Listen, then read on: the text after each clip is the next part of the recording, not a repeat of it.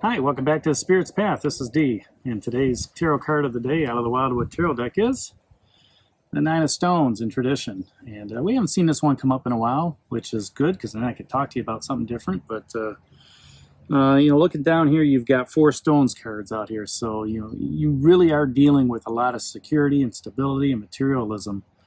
All right, and the tradition piece of this, when I was focusing on this card, when I was meditating on it, is you got a little healing going on as you have the healer there with the stones in the background, and it's healing and manifesting yourself for more stability, more security, more materialism. All right, and this card traditionally talks about the reverence for past wisdom or sacrifice. Okay, and it relates to that ancient knowledge of rituals and passed on memories on how to heal yourself or cure yourself, or just looking at some of the traditions that people go through. Okay, when we seek out spirit in reverence and with respect, which that card just dropped off here 2 days ago, that Wood Rose, Nine of Bows, we gained insight and wisdom, and the insight and wisdom that we have now is based on the lore from our parents, our grandparents, and our great-grandparents. All right, all those traditions that have passed down over time. And, some of it, as I reflected on this card as well, is if you're open to spirit, is, from past lives. People go to areas where they're comfortable. And, usually there's a past life experience with that. So, if you're comfortable where you're at, if you're comfortable eating certain foods, if you like certain music that you just really feel at home with, and we can talk about that with Ten of Stones, because that's what was it yesterday. That's typically a sign that that's a past life experience that you're just reminiscing and liking, and that that could be a tradition that you pass that's been passed down to you. Okay, that those traditions are ingrained within your soul DNA, and as you're walking your path wherever you are, in the world, that sometimes you can go back there and just say, what, man, this feels like home. It feels like it's I have some sort of feelings here, like I've set down roots here before. That's part of that tradition, and that's all through that insight and wisdom you gain as you look within, to see how life is transpired for you. Okay, now when we commune with those who have passed on, whether through talking to them like I'm talking to you today, or maybe doing that within your head, talking with them, that's a traditional aspect. I know for some in my family, they continue to go to the gravesite when I continue to tell them, I say, you don't need to go to the gravesite. You can talk to them just like you're talking to me right now.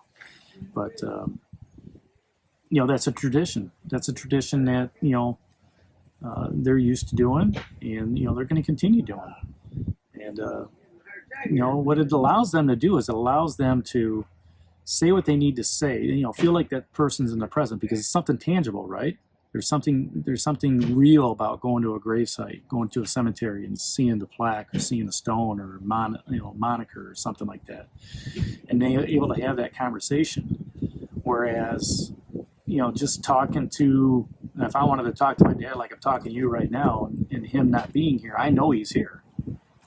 All right, I can feel his presence. I can feel, I can, sense him being here.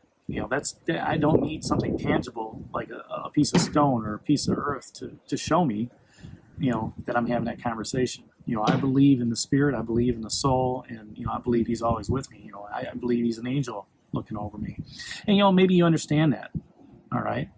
The traditions that are out there that are passed on, remain in our being, remain in the fabric of who we are. Whether it's a Christmas tradition or a Thanksgiving tradition, or, the tradition of a wedding, passing on, wedding dresses to, from mothers to daughters to granddaughters to, from grandmothers to daughter to granddaughter to great granddaughter, things of that nature. Jewelry, is another one too. This used to be my grandfather's, ring, or something like that, or my grandmother's ring, and it gets passed on. It's for remembrance. All right, and there's things that are passed on that have sentimental value. There's things that are passed on that aren't sentimental value, but they have a tradition of staying in the family, of being able to be with those that really value it. When that happens, when you pick something up, or when you go to that grave site, when you focus on listening to what Spirit says, we remain connected, to our family heritage, our family tradition. Okay, and it's good to reminisce. It's good to have those conversations. It's good to look at that jewelry. It's good to look at something that grandfather owned, right? It's good to think about the Christmas and Thanksgiving of families, in the past. But it's also good to set up new traditions, of, driving people, our loved ones to other areas, where it's not as cold, and being with them. When traditions live on, it actually brings light and richness into our lives.